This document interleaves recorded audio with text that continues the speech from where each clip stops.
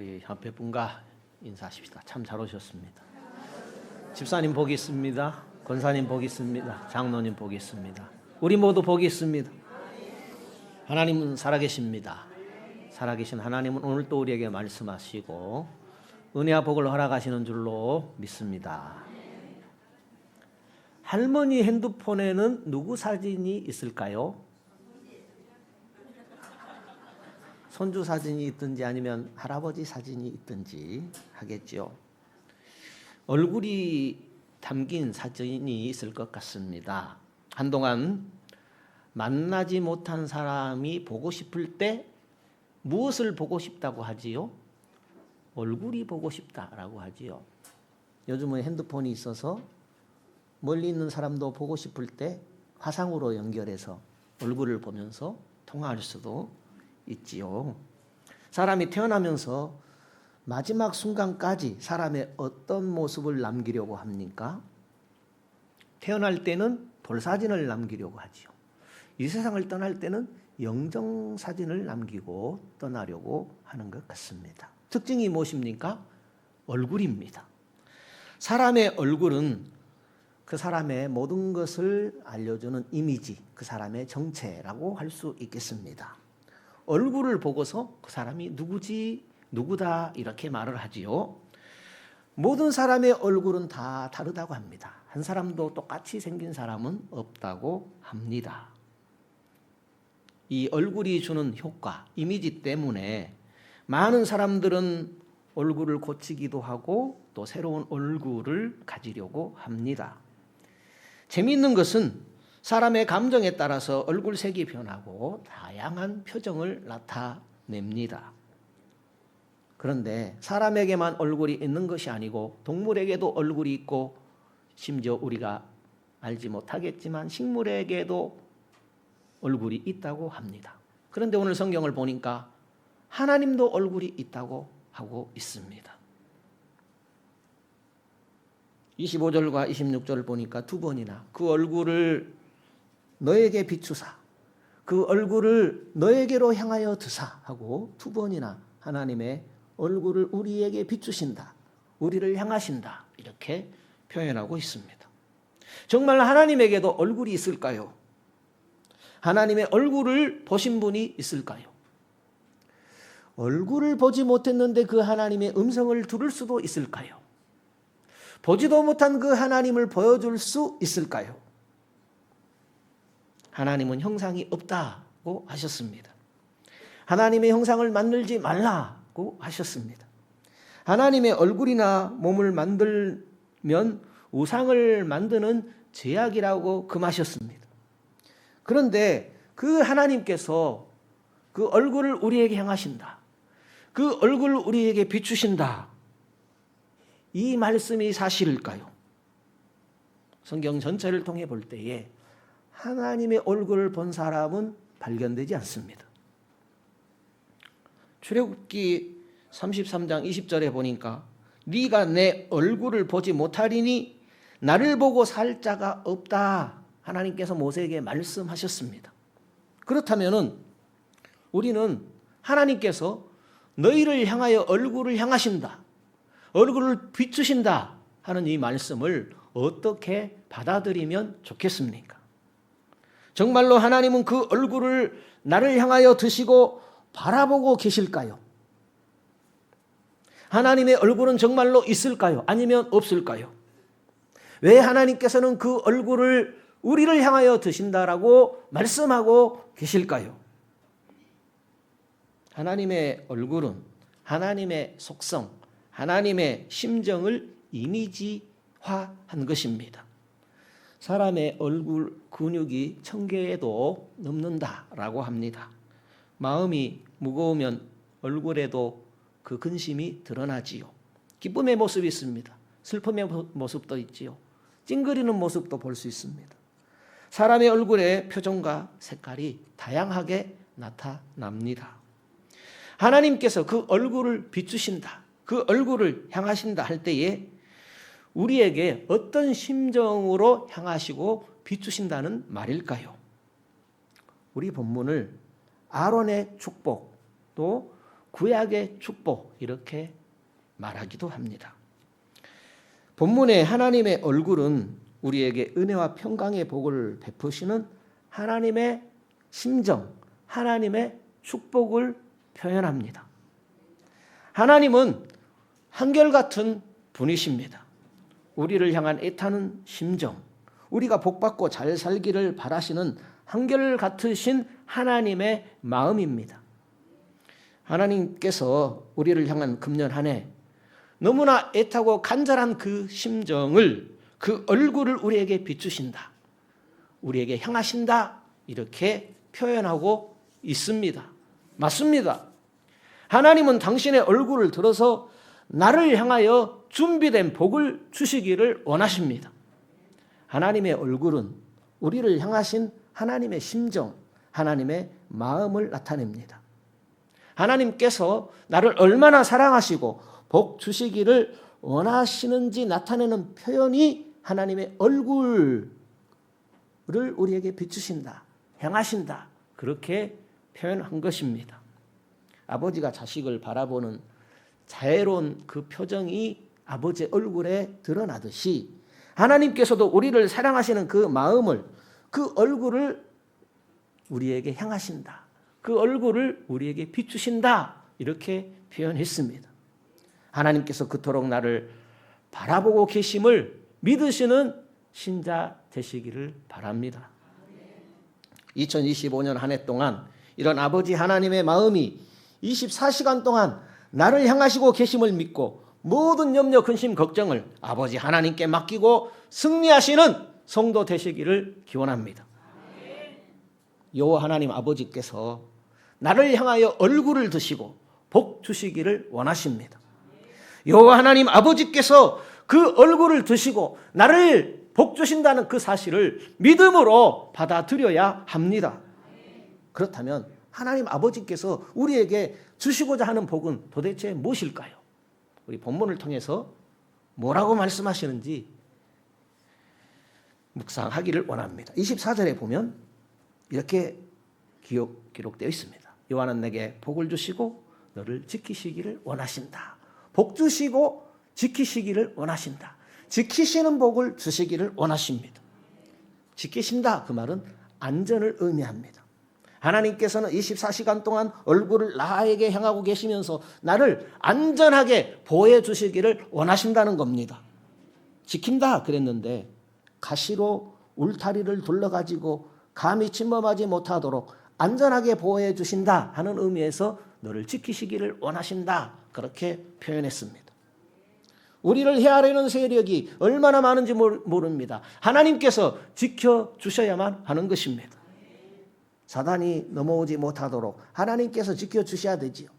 사단은 밤낮으로 우리를 넘어뜨리려고 합니다. 앞에서도 공격하고 뒤에서도 공격해서 우리를 할 수만 있다면 넘어뜨리려고 하는 존재가 사단입니다. 사단의 유혹과 공격을 이겨내려면 하나님께서 지켜주셔야 합니다. 질병과 재난이 넘어오지 못하도록 하나님께서 지켜주시기를 원하십니다. 우리가 알지 못하는 또 뜻하지 않은 질병이 얼마든지 우리를 괴롭히고 찾아오는 것입니다. 그때 지켜주시기를 원하시는 하나님 아버지의 마음입니다.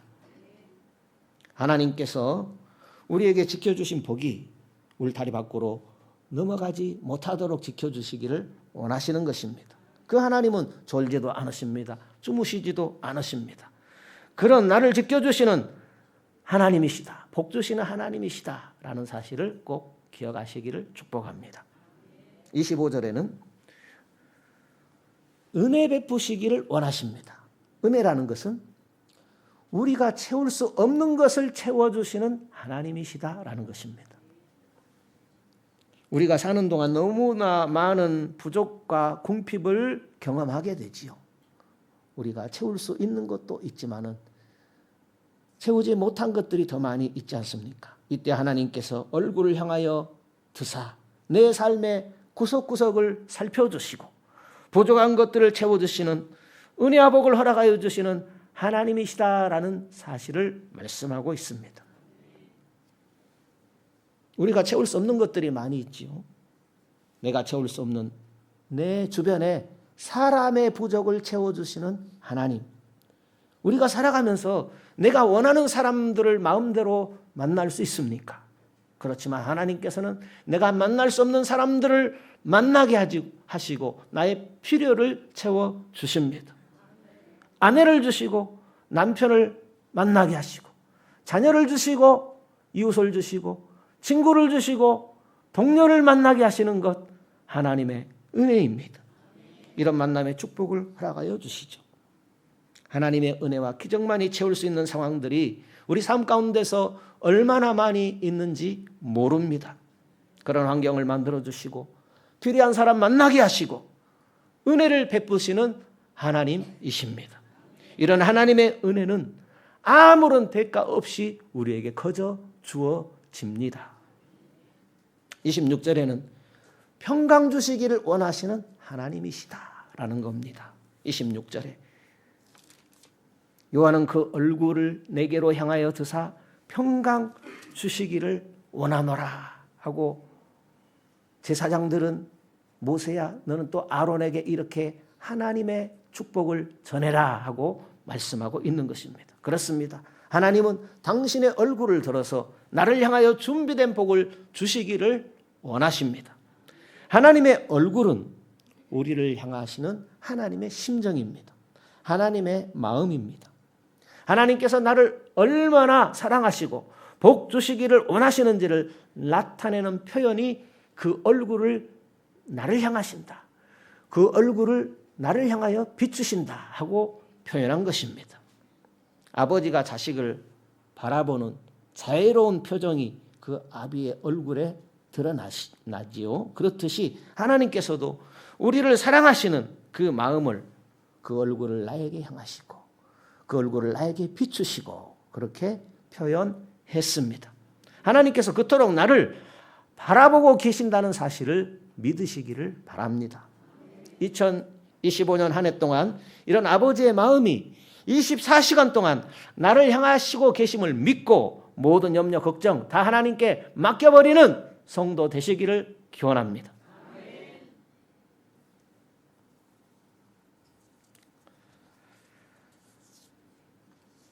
평강을 주신다 그랬습니다. 평강, 그것은 염려, 걱정, 근심을 하지 않도록 우리를 지켜주신다는 말씀입니다. 염려, 근심, 걱정 없이 아무 탈 없이 지나가 버리는 상황, 그것을 평강이라고 합니다. 사람들 속에 나타나는 수많은 질병의 원인은 평강을 잃어버리고 염려, 근심, 걱정, 두려움 이런 것들이 쌓여서 질병으로 나타난다고 합니다. 하나님은 근심과 걱정을 우리 대신 맡아주셔서 한 해 동안 우리가 아무 탈 없이 평안히 지내시기를 원하시는 하나님입니다. 예수님은 이 땅에 평강의 왕으로 오셨습니다. 우리에게 평안을 주시려고 우리의 왕으로 오셨습니다. 우리가 하나님이 주시는 예수 그리스도를 통하여 우리에게 주시는 하나님의 평안을 누리려면 모든 염려, 근심, 걱정을 예수 그리스도에게 맡길 줄 알아야 합니다. 맡겼으면 걱정하지 말고 하나님께서 일하심을 믿고 기다려야 합니다. 온 몸으로 매일의 삶에서 평안을 느끼며 살아가기를 주님이 바라시는 것입니다. 그리고 27절에는 내 이름으로 축복하라고 합니다. 내 이름으로 축복하라. 그러면 내가 복을 주겠다. 우리가 할 일은 하나님 이름으로 축복하는 겁니다. 예수 그리스도의 이름으로 축복하는 겁니다. 그러면 하나님께서 복을 주시겠다 말씀하고 있습니다. 하나님은 이 복을 당신의 자식들에게 주시려고 제사장들에게 복을 선포하라고 말씀하셨습니다. 오늘 우리로 말하면 주 예수 그리스도를 우리로 주로 받게 하시고 복음을 받은 우리로 하여금 축복하라고 말씀하고 있는 것입니다. 베드로전서를 보면은 이렇게 기록이 되어 있습니다. 한번 성경 찾아보시죠. 베드로전서 2장 9절입니다. 베드로전서 신약성경 379면에 있습니다. 베드로전서 2장 9절에 같이 읽어보지요. 오직 너희는 택하신 족속이요 왕같은 제사장들이요 거룩한 나라요 그의 소유된 백성이니 이는 너희를 어두운 데서 불러내어 그의 귀한 빛에 들어가게 하신 자의 아름다운 덕을 선전하게 하려 하심이라. 그리스도인은 하나님의 복을 선포하는 택하신 족속이요 왕같은 제사장들이요 그의 소유된 백성이요 택하신 나라라고 말씀하고 있습니다. 우리를 왕같은 제사장들이라고 말씀하고 있습니다. 왕같은 제사장들이라 하는 것은 우리가 하나님의 복을 받았고 하나님의 복을 선포하는 사람들이라는 말씀입니다. 성도 여러분, 우리는 하나님의 복을 받은 사람들입니다. 그러므로 우리가 할 일은 하나님의 복을 선포해야 합니다. 오늘 저는 하나님께서 주신 권위를 가지고 하나님께서 지켜주시는 복, 하나님께서 복을 공급해 주시는 복, 하나님께서 주시는 평강의 복을 주 예수 그리스도의 이름으로 선포합니다. 우리는 이 하나님의 복이 반드시 필요한 사람들입니다. 그런데 이 하나님의 복이 필요한 사람들이 왜 체험을 받지 못하고 살아갈까요? 그것은 내 생각, 내 삶, 내 신앙이 잘못되었는지를 돌아보지 않고 살아갑니다. 내 힘으로 신앙생활하려고 합니다. 우리의 힘만으로 살아가기에는 세상이 너무나 악하고 험하지 않습니까? 그럼에도 불구하고 우리는 하나님께서 복을 주시면 좋고 안 주시면 안 주신 대로 그냥 그렇게 살아가려고 하는 것입니다. 중요한 것은 하나님께서 약속하신 그 복을 지금도 변함없이 주의 백성들에게 허락하여 주신다는 사실입니다. 어떻게 우리는 변함없이 부으시는 하나님의 복을 받으며 신앙생활하며 살아갈 수 있을까요?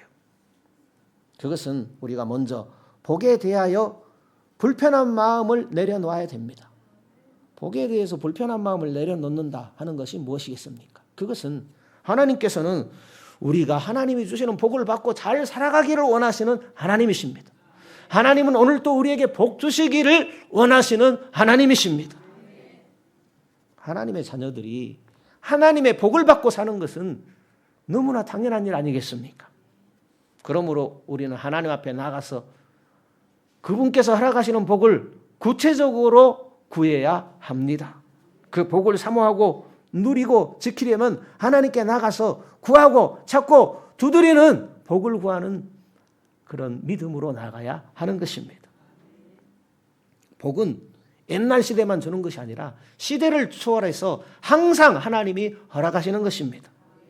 성경에 기록된 모든 복은 모든 시대에 하나님의 자녀들에게 허락하시는 복입니다.